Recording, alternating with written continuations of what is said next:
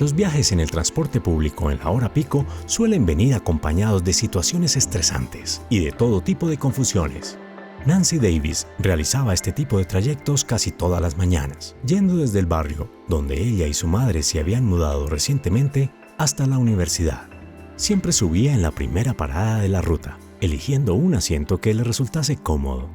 Pero hoy, a petición de uno de los pasajeros, se sentó en otro asiento diferente al que decía su billete. Sin preocuparse sobre este asunto, Nancy sacó un libro de su mochila y se puso a leer.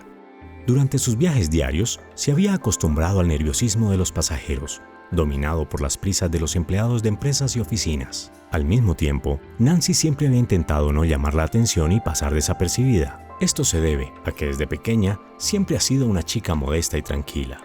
A medida que el autobús realizaba el recorrido, su porcentaje de ocupación aumentaba con cada parada sucesiva.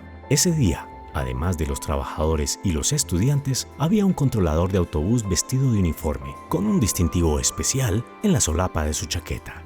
Alfred Brooks llevaba muchos años trabajando para la Compañía Metropolitana de Transportes y había visto todo tipo de cosas. Atención pasajeros, por favor muestren sus billetes. El controlador de billetes se levantó de su asiento.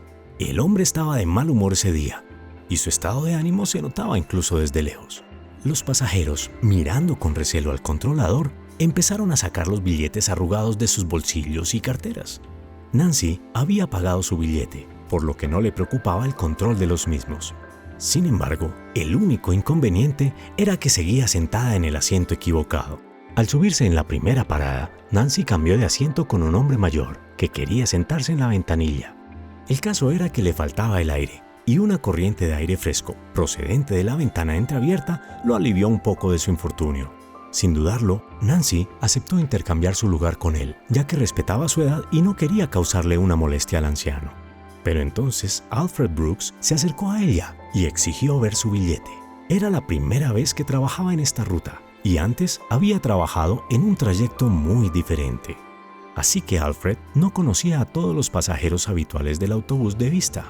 Con una tímida sonrisa, Nancy accedió inmediatamente a entregarle su billete al controlador.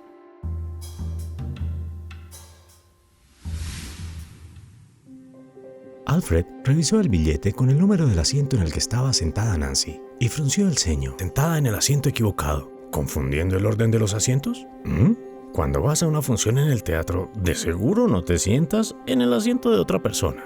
Lo siento, pero he tenido que ocupar este asiento, respondió la chica en voz baja, con lágrimas en los ojos por la vergüenza. Pero Alfred Brooks era imparable. Arremetió contra la pobre chica como un ángel de la venganza. Pues sé qué es lo que pretendes, siempre intentando alterar el orden y provocar el caos en el transporte público, respondió el controlador enfadado. Nancy intentó responderle al señor Brooks, pero él, gozando de su autoridad, no quiso escuchar nada. En ese momento, el anciano que le había pedido a Nancy que cambiara de asiento, la miró con lástima y con un triste suspiro se levantó. Sintió mucha pena por la chica, a la que las palabras del controlador la habían hecho llorar. Señor, no se la tome con ella. Le pedí a esta encantadora desconocida que cambiara de lugar conmigo. Si alguien tiene la culpa, soy yo, comentó el hombre. Alfred miró al hombre sorprendido y se sintió avergonzado por un instante. Su supuesta teoría, que ella era una revoltosa, se había visto considerablemente perjudicada. No quería enfrentarse a dos pasajeros a la vez, pero tampoco podía echarse para atrás sin decir nada.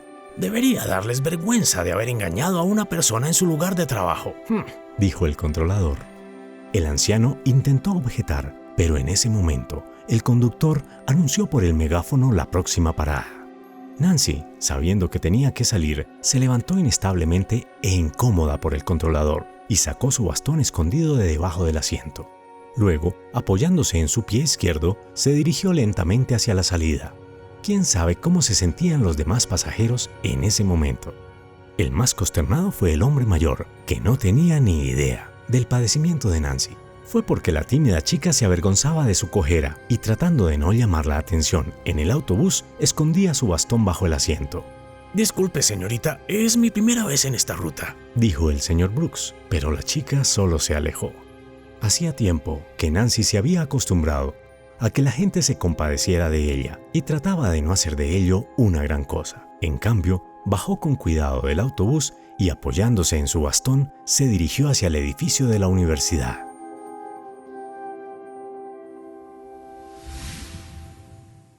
El hombre mayor, que estaba sentado en el asiento de Nancy, la miraba y se perdía en sus propios pensamientos.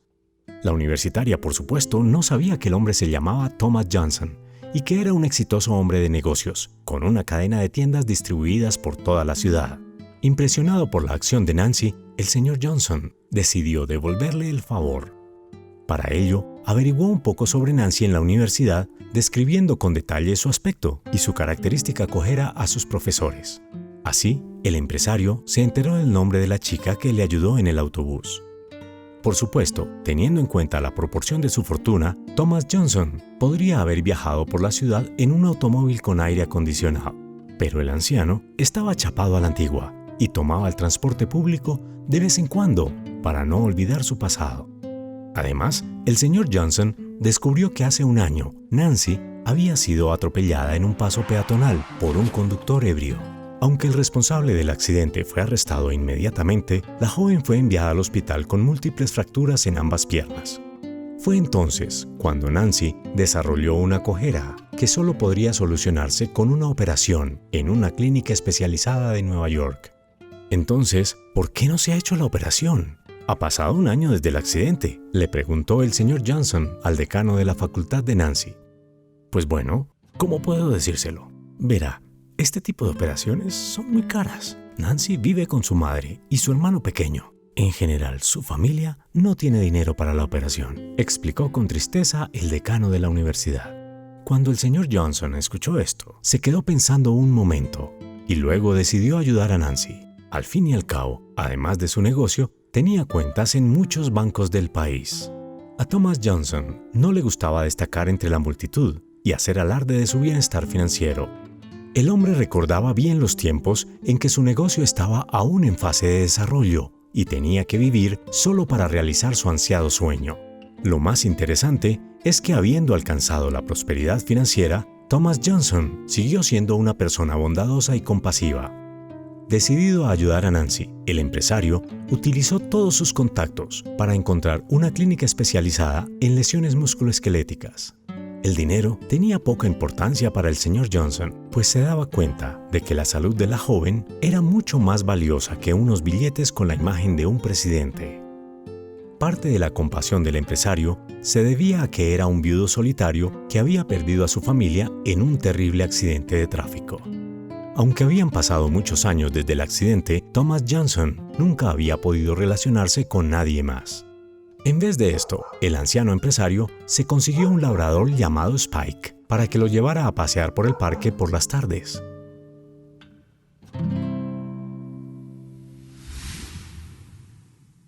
La primera vez que vio a Nancy en el autobús, el señor Johnson sintió por ella unos sentimientos muy parecidos a los de un padre. Después de todo, si su hija no hubiera perdido la vida en el accidente, ahora tendría la misma edad que Nancy. Thomas Johnson tardó alrededor de una semana en encontrar una clínica y organizar todos los trámites para la operación. Tras averiguar la dirección de la chica y su madre, el anciano se puso su mejor traje y fue a visitarlas. No hace falta imaginarse lo sorprendida que estaba Nancy al ver en la puerta a su reciente conocido de aquel problemático viaje en autobús. «Hola Nancy, me llamo Thomas Johnson y te traigo un regalito», dijo el empresario y le entregó una carpeta.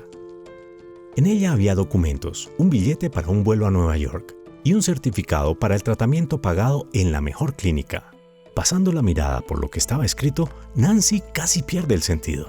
Al verlo, su madre Louise Davis no pudo contener las lágrimas. El señor Johnson rechazó amablemente la oferta de té, mientras él mismo se esforzaba por no llorar. Al irse de la casa de Nancy, el hombre sabía que había hecho una buena acción, que su hija y su esposa, que lo veían desde el cielo, seguramente aprobarían. Pasaron 3 meses. Y un día, mientras paseaba por el parque con su perro, el empresario vio a Nancy caminando de la mano con un joven que claramente era su prometido. Al ver al señor Johnson, la chica se acercó a él y sin sentir vergüenza con el chico que estaba a su lado, lo abrazó con fuerza. Las lágrimas brillaban en los ojos del empresario al ver a Nancy libre para siempre de su cojera y encontrándose verdaderamente feliz. Muchas gracias, señor Johnson. Usted ha hecho un verdadero milagro y me ha ayudado a volver a la normalidad, le susurró la chica. Como si confirmara las palabras de Nancy, Spike, el labrador, lamió la mano de su dueño y ladraba alegremente. Tras despedirse de Nancy, el señor Johnson siguió a su perro, que ya había olido una ardilla y decidió ir tras ella. Y la joven pareja se quedó mirando durante mucho tiempo al anciano que, gracias a su bondadoso corazón, había cambiado sus vidas a mejor.